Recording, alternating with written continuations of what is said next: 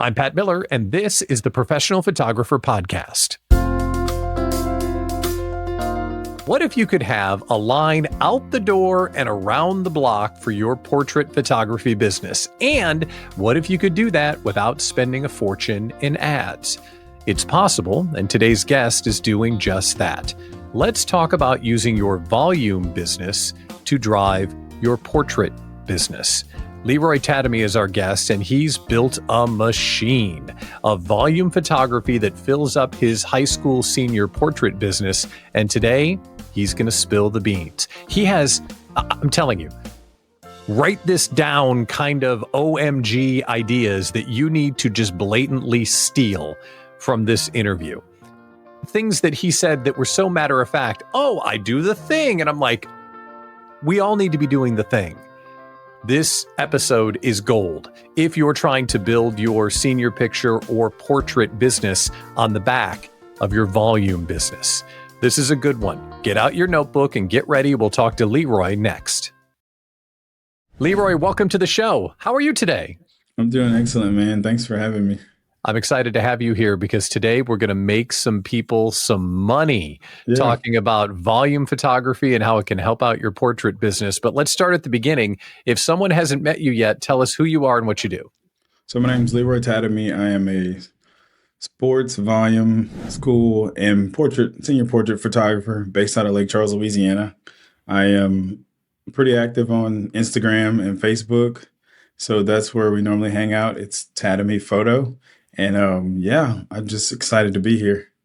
Well, we get to learn from you today because when you think about the volume side of your business, think of a good month. Like, how many people do you take a picture of in a month with the volume business? It's got to be a ton. Yeah, it's not uncommon to photograph maybe 4,000 or 5,000 people a month on a busy month. And then on a slower month, maybe it's only 1,000. Yeah, it's only 1,000 people. And that's a lot of people in front of your lens. And when you think about volume leading to portrait sessions or non-volume photography, that seems so simple, but it doesn't get talked about as much as it could. So why does this work so well?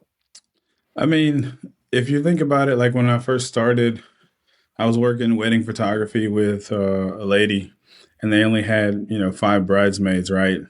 And those 5 bridesmaids were your leads for your next wedding. So think of it as volume photography as a whole lot of bridesmaids.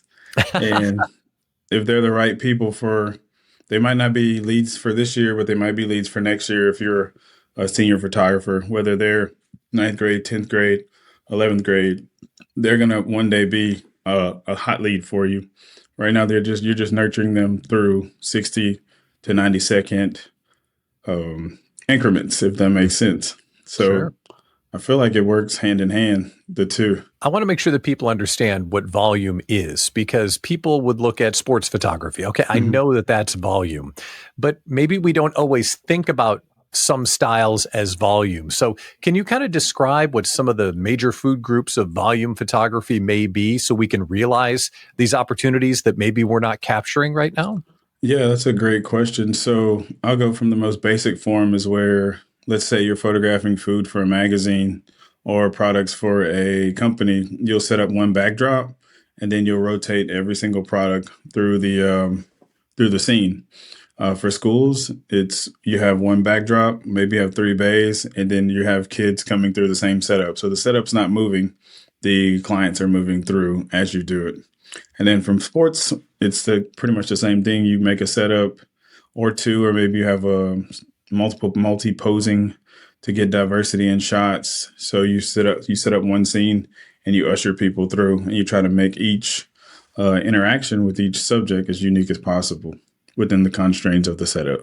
What about corporate work or taking headshots at scale? Is that also a possibility? Oh, 100%. I know a lot of conferences. We'll get hired out to go to set up a bay, and then people can come and get headshots throughout the day. There's 2 ways you can do it. You can do it to where you're getting paid by each client, or you can just get paid by the event. I tend to like to get paid by the event and have an option to upsell later if I need to. But that one's pretty fantastic. We're going to talk later about how do we convert people from volume into actual portrait sessions. But this strategy is working for you in not the biggest of towns. How big is Lake Charles, and why does this idea of volume to portrait feed your business?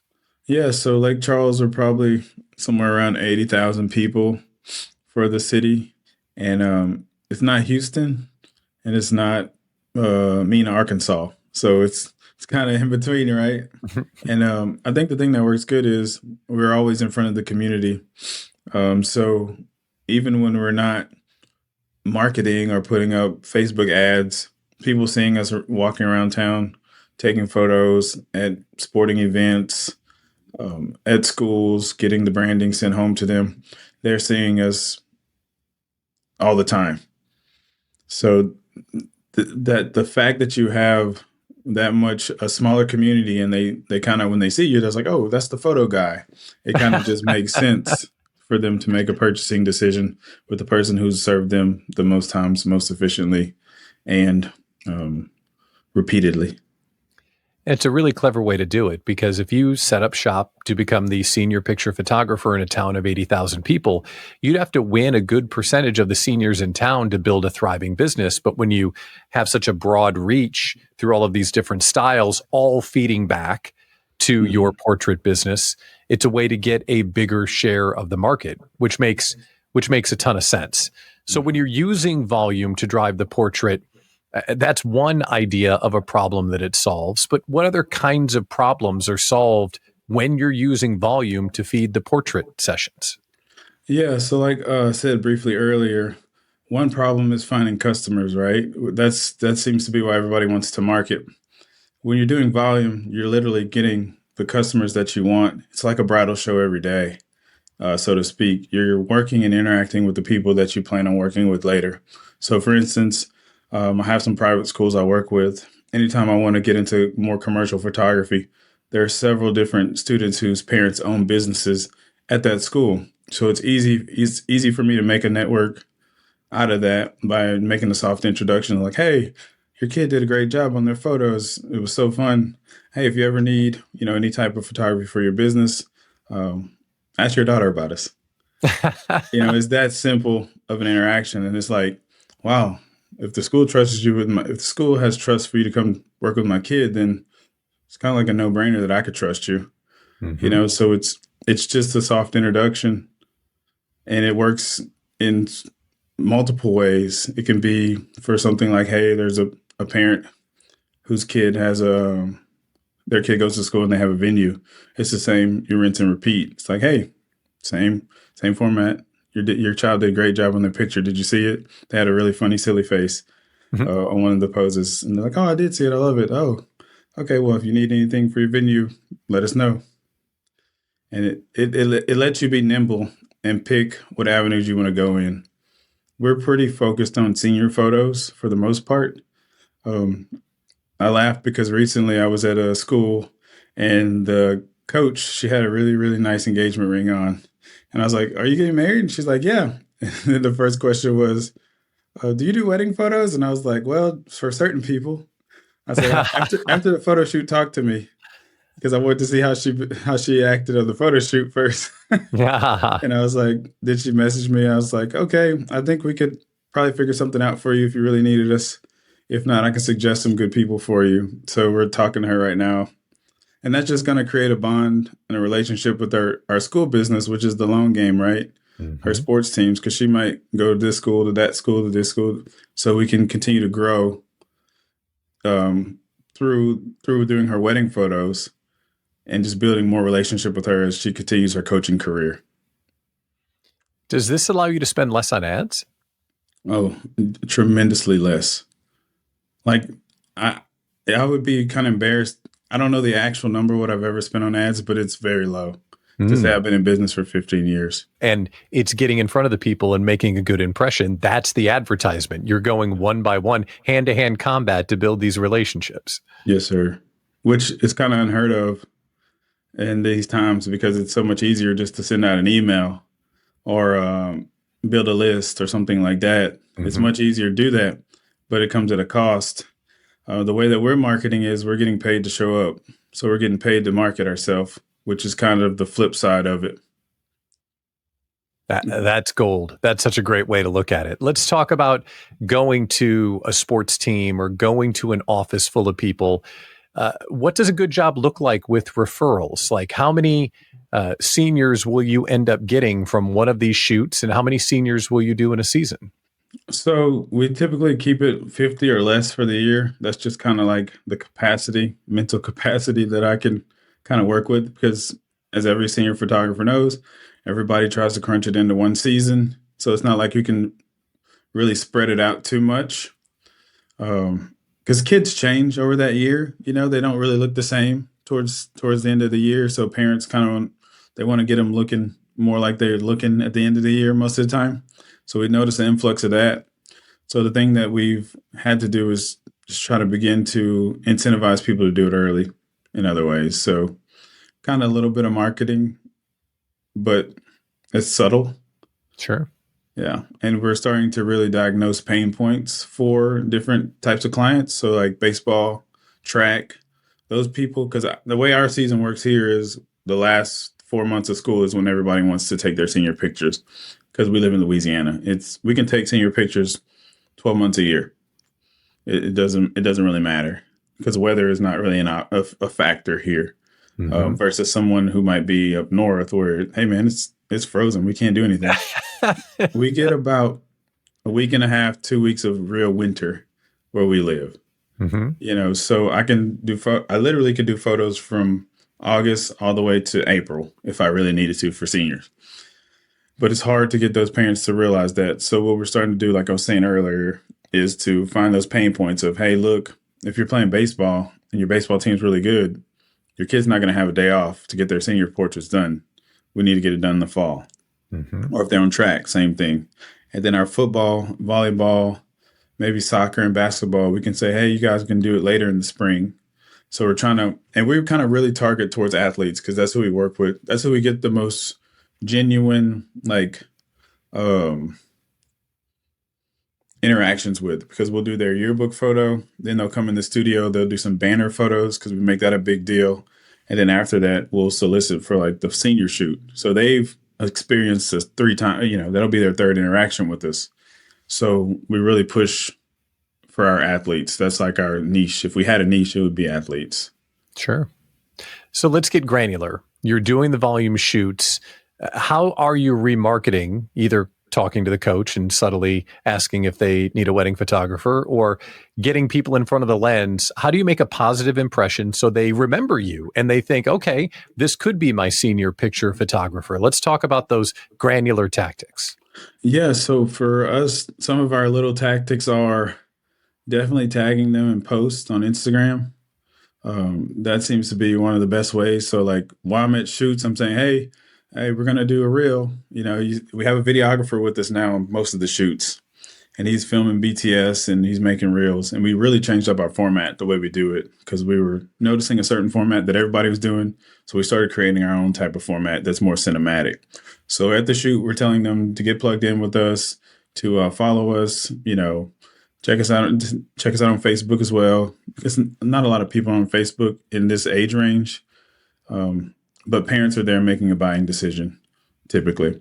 So that's one thing that we're definitely doing on shoots. Another thing that we're doing is we do have to collect some data to make sure that they can get the photos. So we're making sure we collect all the data we need through signups.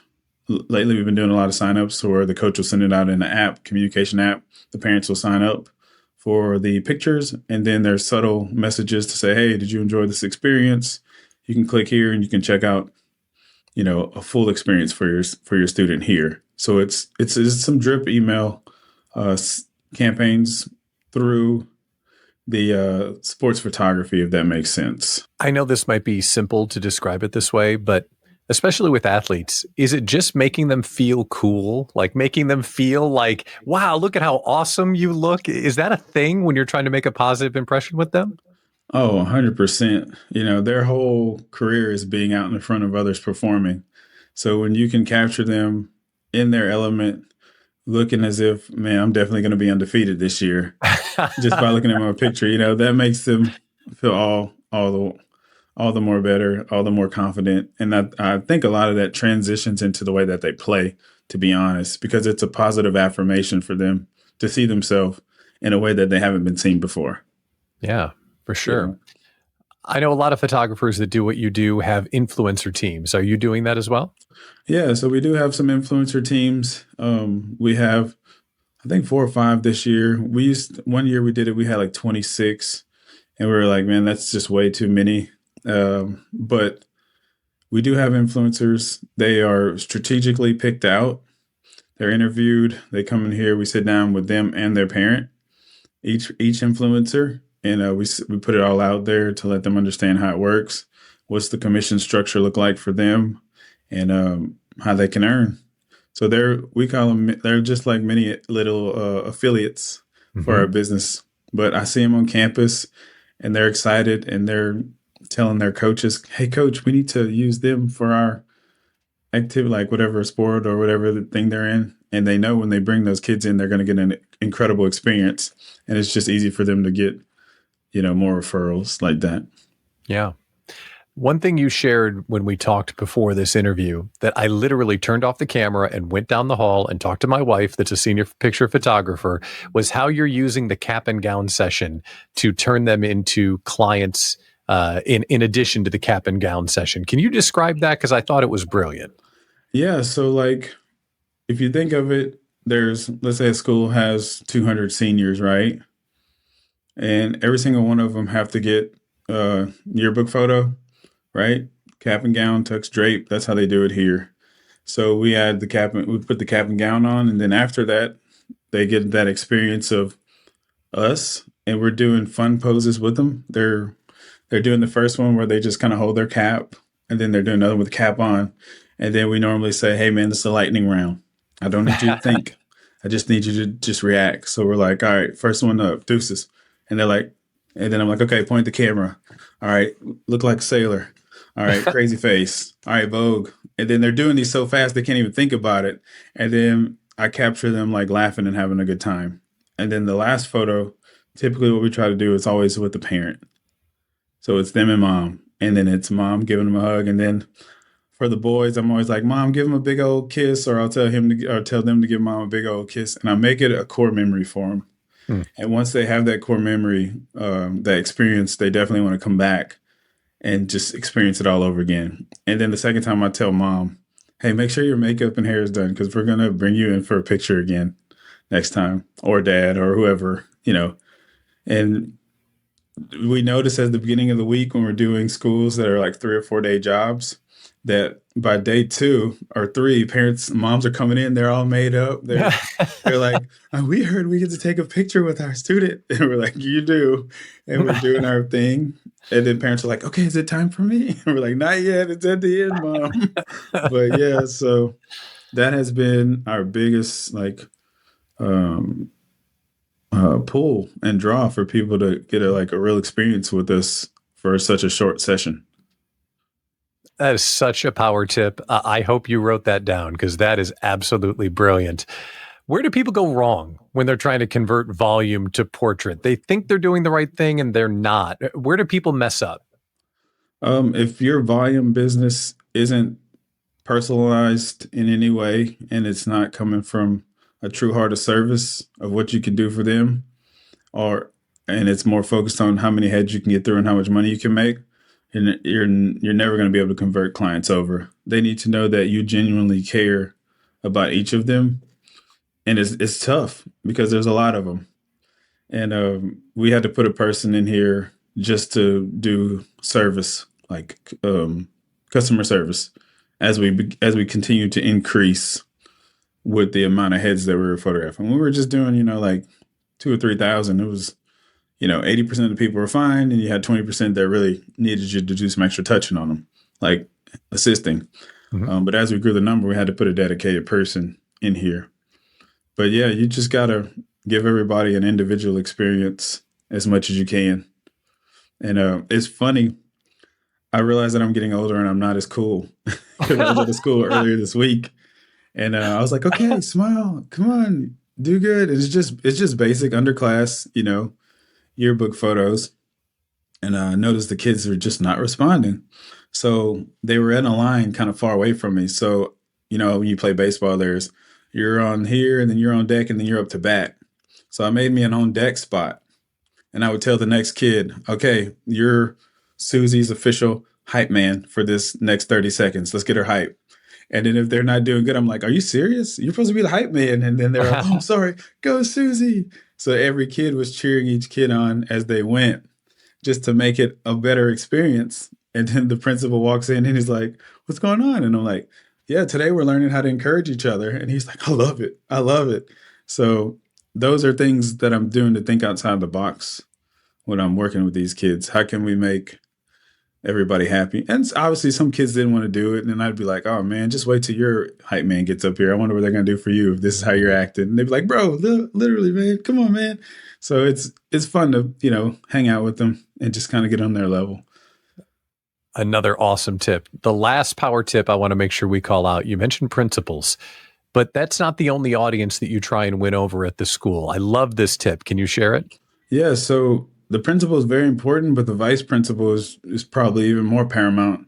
The vice principal is, like, as we go with the wedding example, the bridesmaid. Mm-hmm. That principal, most vice principals nowadays are not trying to stay vice principal forever. They're looking for the next opportunity to move up to the next school. So you want to treat them with respect, and you want to treat them like they actually matter, because they do matter in the grand scheme of things. They have an important role at every school, but those are the clients who are going to get you more schools as they go to get their own school. And it's just a retention thing at that point. That's so good. Treat your vice principals very well, because they will go on to be principals at other schools. I love that. We could keep going with all of these power tips because they're great, but we get a chance to learn from you at Imaging USA. Tell us about what you're going to be speaking on. Yeah, so I'm going to be talking about sports photography and multi-posing, how to get the most out of those sports sessions and get people from spending money on just one pose to maybe buying 2 to 3, maybe even 4 poses, and just making it super simple for them to do it. That's awesome. I can't wait to see you at Imaging. Hopefully we can continue the discussion there. Leroy, thanks for coming on the show. I really appreciate it. Yes, sir. Thanks for having me. Thanks for tuning in to this week's episode of the Professional Photographer Podcast. Was I wrong? Did Leroy not make you a ton of money? Do you not have a page full of notes? I bet you do. So let us know in the comments what Leroy said that made you go, oh, of course I could be doing that.